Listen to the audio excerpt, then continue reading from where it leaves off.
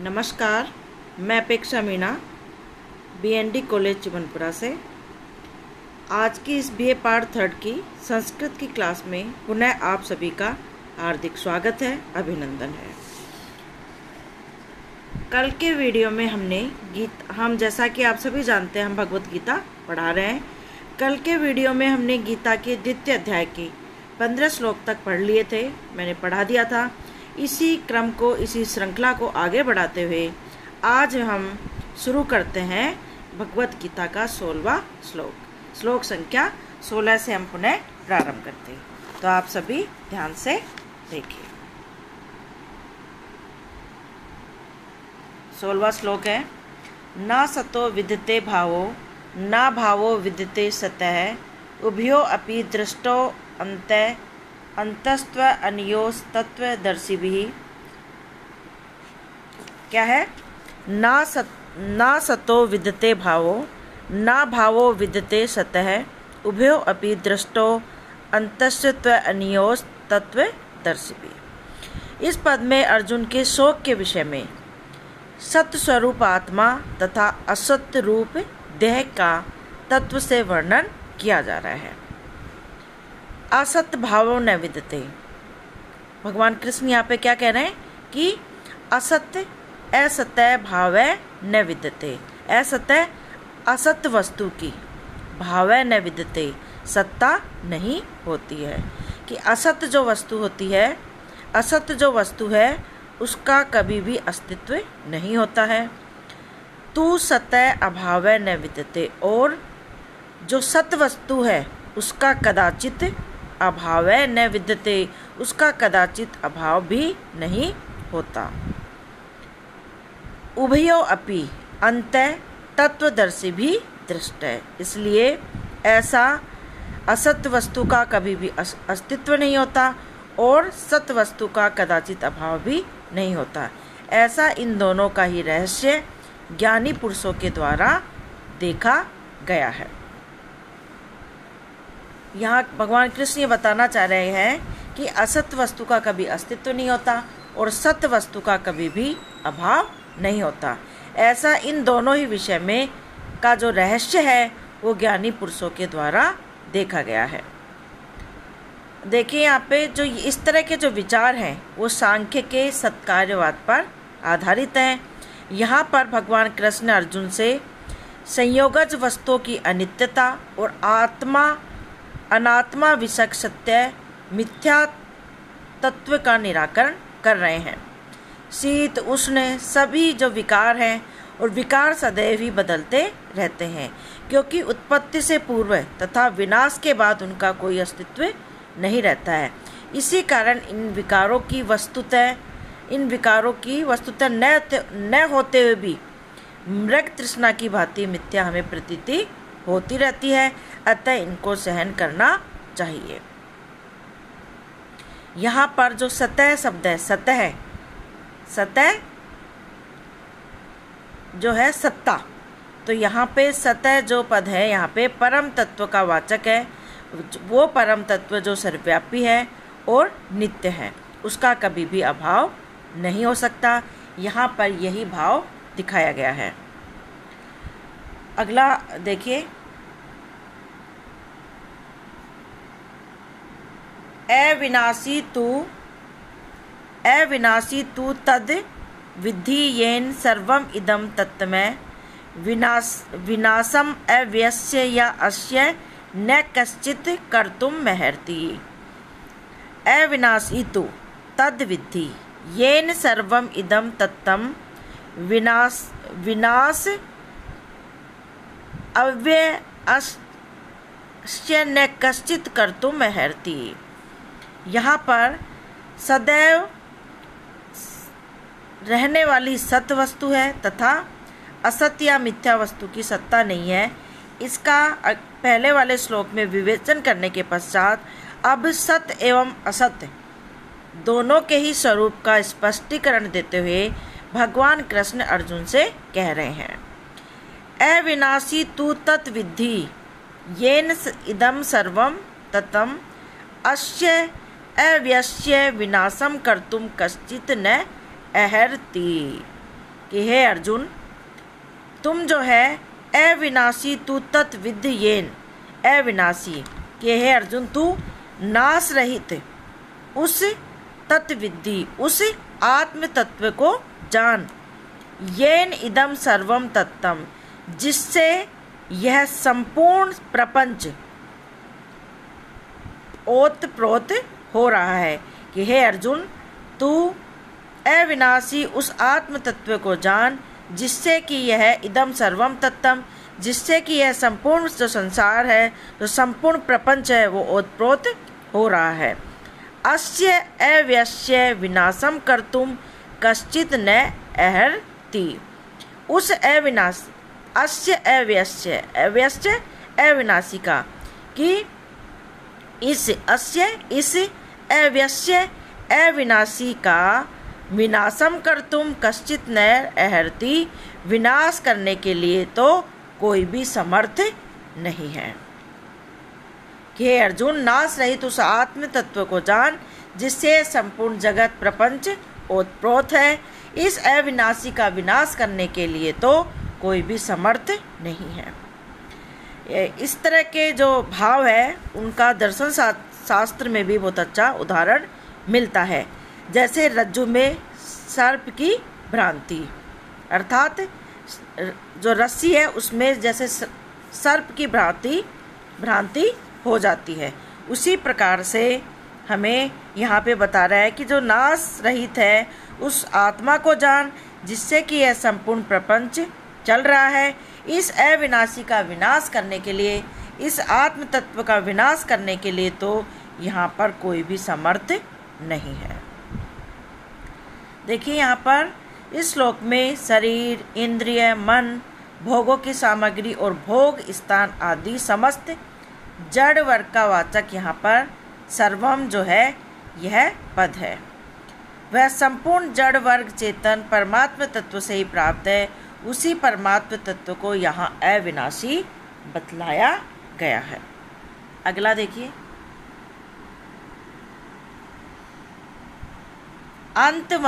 अंतवंत इमे देहा नित्यस्य योक्तः शरीरिणः अनाशिनो अप्रमेयस्य तस्मात् युद्धस्व भारत, तस्मात् युद्धस्व भारत। इस पद में श्री कृष्ण द्वारा अर्जुन को असत्य का स्वरूप समझाया जा रहा है। उन्हें वो यहाँ पर अर्जुन को असत्य जो है उसका स्वरूप समझाते हुए कह रहे हैं। नित्यस्य अनाशिन, नित्यस्य नित्य, अनाशिन अविनाशी, अप्रमेयस्य जो किसी भी अप्रमेय जो किसी भी इंद्रिय आदि द्वारा प्रमाण का विषय नहीं होता है। तो नित्य, अविनाशी, अप्रमेय शरीरिण इमे देहा, आत्मा के सब शरीर तो, इमे देहा शरीरिण, आत्मा के सब शरीर तो अपने स्वभाव से ही अंतवंत नाशवान कहे गए हैं। तस्मात् भारत युद्धस्व, इसलिए हे भरतवंश में उत्पन्न अर्जुन, युद्धस्व तू युद्ध कर, युद्ध करने के लिए तैयार हो जा। दोबारा देखिए, नित्यस्य अनाशिन, नित्य, अविनाशी, अप्रमेय शरीरेण इमे देहा, शरीर आत्मा के सब शरीर तो अपने स्वभाव से ही अंतवतः नाशवान कहे गए हैं। तस्मात्, इसलिए हे भरतवर्षी अर्जुन, युद्धस्व तू युद्ध कर। यहाँ अर्जुन के कर्तव्य का बोध कराते हुए भगवान श्री कृष्ण कह रहे हैं कि तेरे शोक के विषय सत्य स्वरूप आत्मा को तो कोई भी नहीं मार सकता, तथा असत्य रूपी देह को कोई भी रख नहीं सकता। अतः अपने धर्म का, अपने कर्तव्य का स्मरण करके तुझे युद्ध अवश्य करना चाहिए। पहले वाले श्लोक में भी जिस सत्य तत्व से समस्त जड़ वर्ग को व्याप्त बतलाया गया है, उसी तत्व का वाचक यहाँ पे शरीर पद है। यह इन तीनों विशेषणों का प्रयोग उस सत्य तत्व के साथ एकता स्थापित करने के लिए किया गया है। इसे शरीरी कहकर शरीरों के साथ इसका संबंध दिखलाकर आत्मा और परमात्मा की एकता को प्रतिपादित किया गया है। अगला 19वां, यह एनम वेति हंतारे यश्च एनम मन्यते हतम उभौ तौ न विजानीतो न अयम हंति न हन्यते। यह एनम वेति हंतारे यश्च एनम मन्यते हतम उभौ तौ न विजानीतो न अयम हंति न हन्यते। अब भगवान कृष्ण अर्जुन के सम्मुख इसी आत्मा के स्वरूप का विस्तार से वर्णन करते हैं और अर्जुन की इस भावना का निराकरण कृष्ण की इस बात से अर्जुन की इस भावना का निराकरण भी हो जाता है कि मैं भीष्म आदि को मारने वाला हूँ। यह एनम हंतारम वेति च, जो इस आत्मा को, यह एनम हंतारम वेति च, जो इस आत्मा को मारने वाला जानता है। च यह एनम हतम मन्यते, और जो इसको मरने वाली मानता है। जो इस आत्मा को मारने वाली जानता है तथा जो इसको मरने वाली मानता है, तौ उभौ न विजानीते, वे दोनों ही यह नहीं जानते हैं, न अयम हंति न हन्यते, कि जो इस आत्म तत्व को मारने वाली जानता है तथा जो इसको मरने वाली जानता है, वे दोनों ही व्यक्ति इस बात को नहीं जानते हैं कि क्योंकि वास्तव में जो आत्म तत्व है, जो आत्मा है, वह न तो मारती है और न ही मारी जाती है। यद्यपि मारना और मरना रूप सभी विकार आत्मा की साक्षी में होते हैं, तथापि यह स्वयं सब विकारों से असंग और निर्लिप्त होती है। यहाँ कहने का मतलब यह है कि आत्मा का न तो हनन किया जा सकता है, आत्मा न कर्ता ही हो सकती है और न कर्म ही हो सकती है। तो यहाँ पे बता रहे हैं कि इस आत्मा को कोई मरने वाली, कोई मारने वाली, दोनों ही जो इस तरह से जानते हैं, वो वस्तुतः वास्तव में इसके वास्तविक रूप को नहीं जानते हैं, क्योंकि वास्तव में तो न तो यह आत्मा मारती है किसी को और न ही यह मारी जाती है। अगला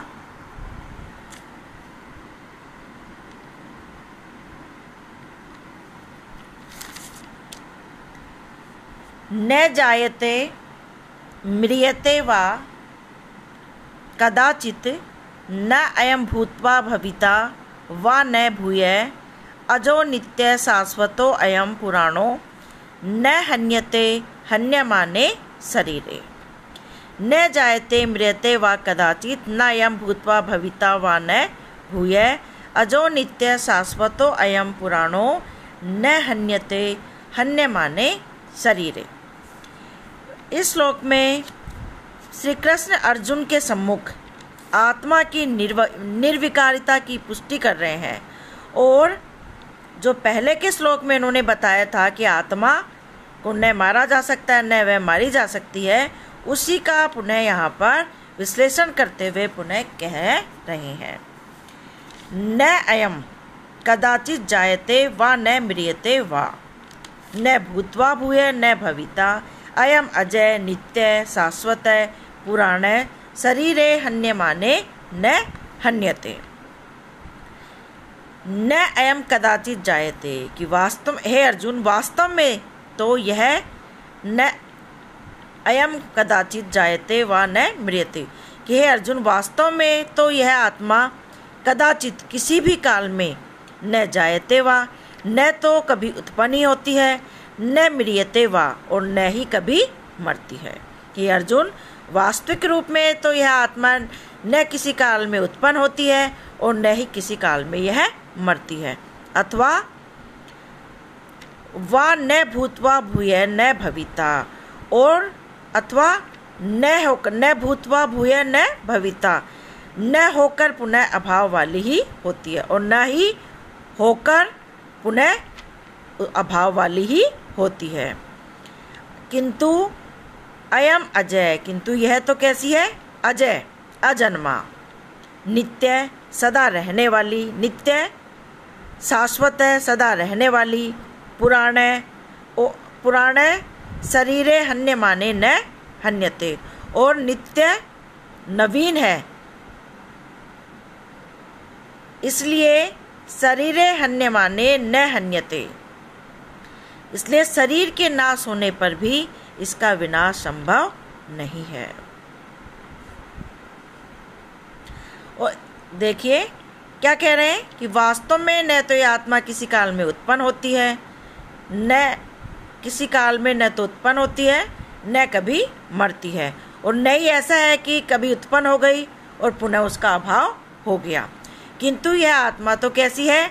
अजन्मा है, किसी से उत्पन्न नहीं है, नित्य है, सदैव रहने वाली है, नित्य नूतन है, पुरातन होकर भी नित्य नूतन है, इसलिए शरीरे हन्यमाने न हन्यते, शरीर के नष्ट होने पर भी इस आत्मा का, इस आत्म तत्व का कभी भी विनाश नहीं होता है। तो देखिए यहाँ पे आत्म स्वरूप को बताते हुए यह बताया जा रहा है कि आत्मा जो है अपनी इन विशेषताओं के कारण ही इस दृश्यमान स्थूल शरीर का नाश हो जाने पर भी यह आत्मा नष्ट नहीं होती है। न जायते, यहाँ क्या कहा गया है? न जायते मृते वा। इन दो क्रियापदों से भगवान ने आत्मा में उत्पत्ति और विनाश रूप आदि और अंत के दो विकारों का अभाव बतलाकर उत्पत्ति आदि 6 विकारों का अभाव सिद्ध कर दिया है। अगला देखिए, वेद विनाशिनम नित्यम य एनम अज अव्यम कथम स पुरुष पार्थ कम घात्यति हंति कम। इस पद में ये बतलाया गया है कि मारना और मरवाना रूप जो सभी व्यवहार अपने आत्म स्वरूप के अज्ञान में ही होते हैं। जिस पहले वाले जो श्लोक में आत्मा के विषय में कहे गए न हंति का उपादन करते हुए इस विषय में अब उपसंहार के रूप में कहा जा रहा है। वेद विनाशिनम नित्यम य एनम अज अव्यम कथम स पुरुष पार्थ कम घात्यति हंति कम। यहाँ पे भगवान कृष्ण पुनः कह रहे हैं, हे पार्थ, हे इस प्रकार से, हे प्रथा पुत्र अर्जुन, यह एनम जो पुरुष, एनम इस आत्म तत्व को, इस आत्मा को अविनाशिम नाश रहित, नित्यम नित्य, अजम अजन्मा और अव्यम और अक्षय और अव्यय रूप जान लेता है कि वही मैं हूँ, वह पुरुष अपने को ऐसा जान लेता है। जो ऐसा जान लेता है कि वही अक्षय रूप मैं हूँ, वह पुरुष जब ऐसा अपने आप को जान लेता है तो ऐसा जानकर कथम कम घात्यति कम हंति, तो अक्षर रूप जानता है कि वही मैं हूँ, वह पुरुष अपने को वैसा जानकर कैसे किसको मरवाता है और किसको मारता है। क्या कह रहे हैं कि हे प्रथा पुत्र अर्जुन, जो यह एनम जो पुरुष इस आत्मा को नाश रहित, नित्य, अजन्मा, अव्यय अर्थात अक्षय जान लेता है, अक्षर रूप जान लेता है कि वही मैं भी हूँ, वह पुरुष अपने को वैसा जानकर कैसे किसको मरवाता है और कैसे किसके द्वारा किसको मारता है। यहाँ पर आत्मज्ञानी पुरुष के दृष्टिकोण को यहाँ पर उदाहरण के रूप में प्रस्तुत किया गया है। इसमें भगवान ने यह भाव दिखलाया है कि जो पुरुष आत्म स्वरूप के यथार्थ को जान लेता है, जिसने इस तत्व का भली भांति अनुभव कर लिया है,